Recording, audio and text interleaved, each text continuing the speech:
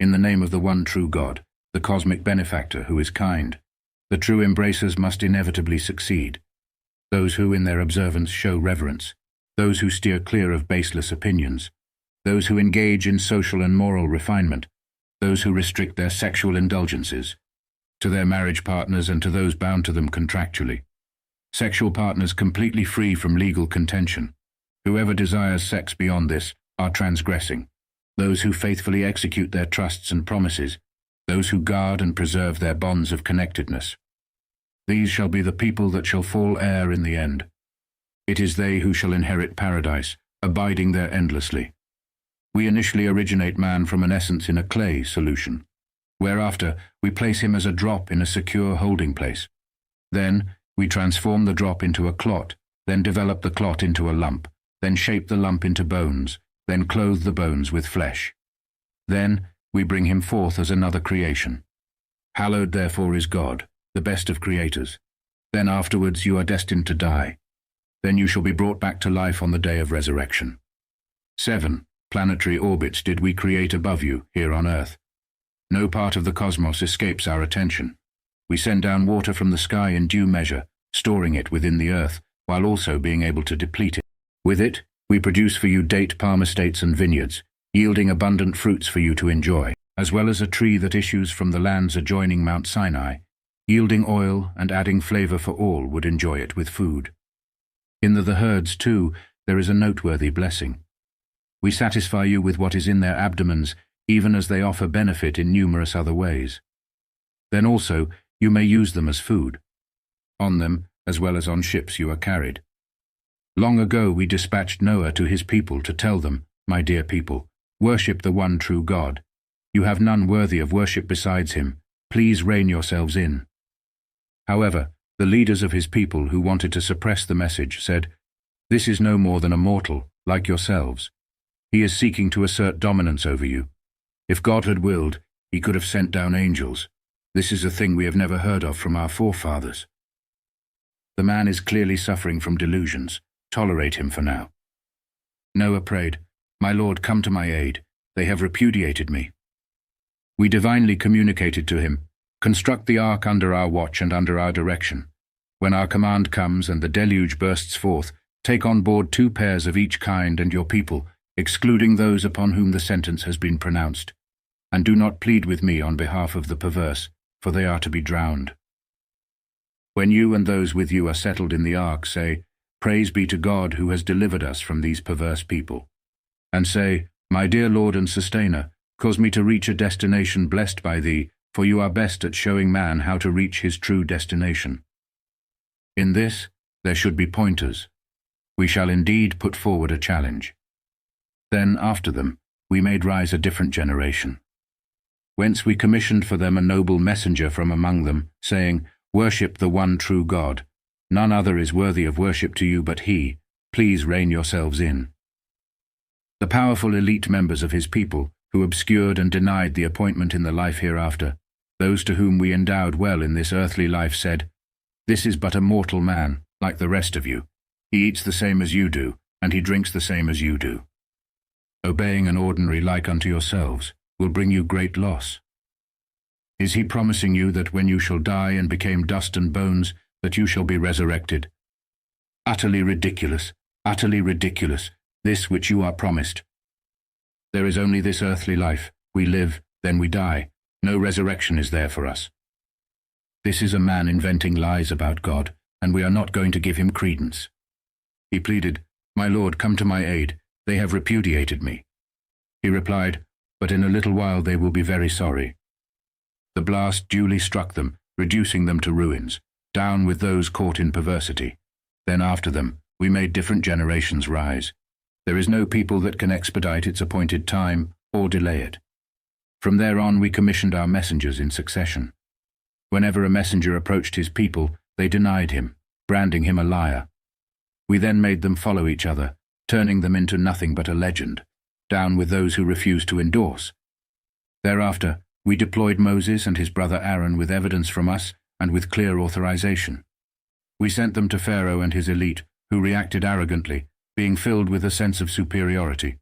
They exclaimed, Are we to give credence to two mortal men like us when their people serve us as slaves?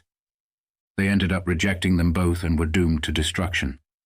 We gave Moses the code to make them find guidance, Jesus, the son of Mary, and his mother. We turned into a beacon. We sheltered them on high grounds, in a secure place containing natural springs.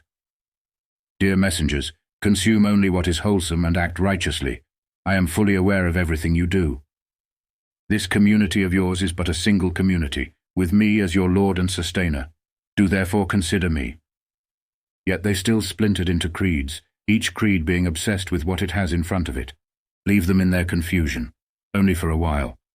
Do they assume that by us granting them wealth and underlings, that we are rushing to give them good things? Alas, they do lack understanding. Those who, being in awe of their Lord, remain apprehensive. Those who embrace the evidence from their Lord.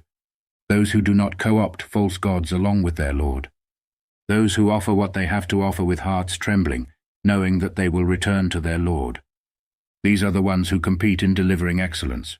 First shall they be in attaining it. We burden no person beyond his capacity. With us is a record that conveys truth. None shall suffer any undeserved harm.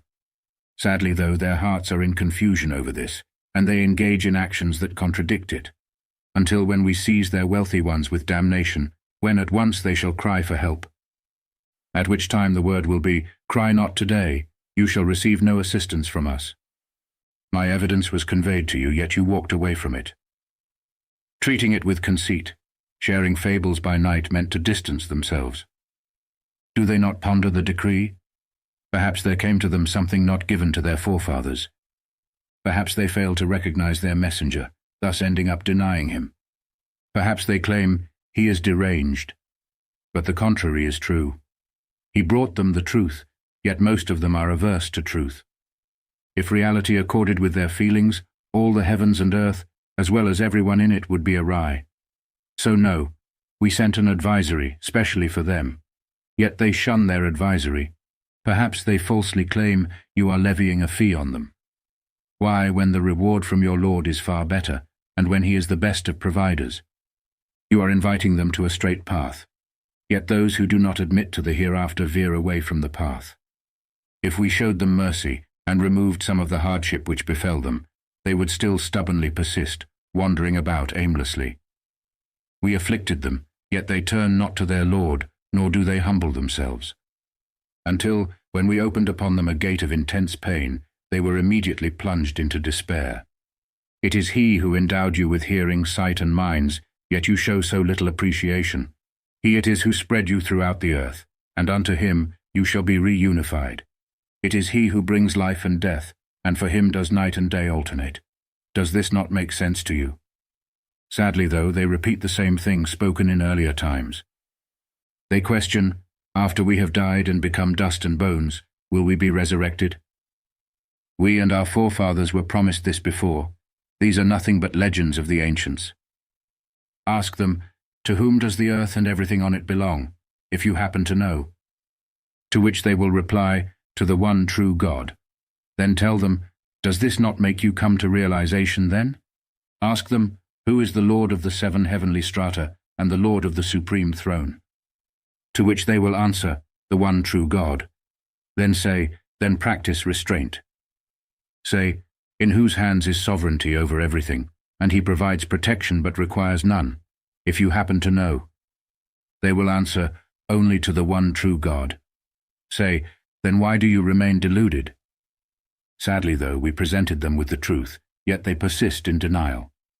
God has never begotten a child, nor is there any God besides him. If there were, each God would have claimed what it created, and some would have sought supremacy over others. Glory be to God. Far is he above their depictions. He is the knower of the unseen and the seen. Far beyond their blasphemous claims is he. Say, my Lord and Sustainer, if you should show me what they are promised. My Lord, do not include me among those caught in perversity. We can indeed show you what we have promised them. Repel evil with that which is better. We know full well the depictions they make.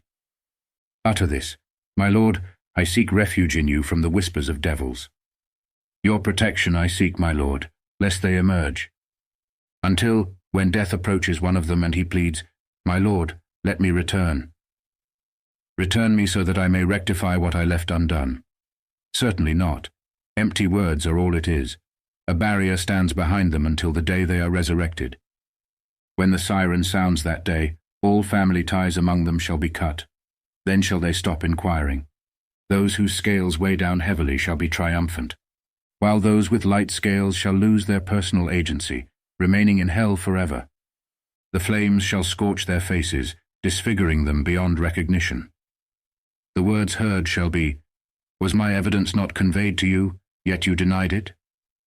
They shall respond, "Our Lord and Sustainer, our wretchedness overcame us, and we were led astray. Our Lord, remove us from this. If we were to revert, we would indeed be wrongdoers." He shall say, "Remain in disgrace within this, and do not speak to me." A group of my servants used to say, "Our Lord, we have embraced, so forgive us, and have mercy on us. You are exceedingly kind." Yet you made fun of them, to the extent that it made you forget my very mention. A mockery is what you made of them. Today, I have rewarded them for their resilience. They then are the triumphant ones. He shall ask, "How long did you stay on earth in terms of years?" They will answer, "We stayed for a day or part of a day. Ask those who keep count." He will say, "In fact, you stayed only a short while. If only you had known. Did you think that we brought you about for no purpose, that you would not be brought back to us?" Supreme, therefore, is the one true God, the true sovereign. No object of worship is there except He, Lord of the noble throne. Whoever invokes another God besides the one true God, without any proof, his reckoning is with his Lord. The obscurers will not succeed. Say, "My dear Lord, forgive and show mercy, for you are the best of those who show mercy."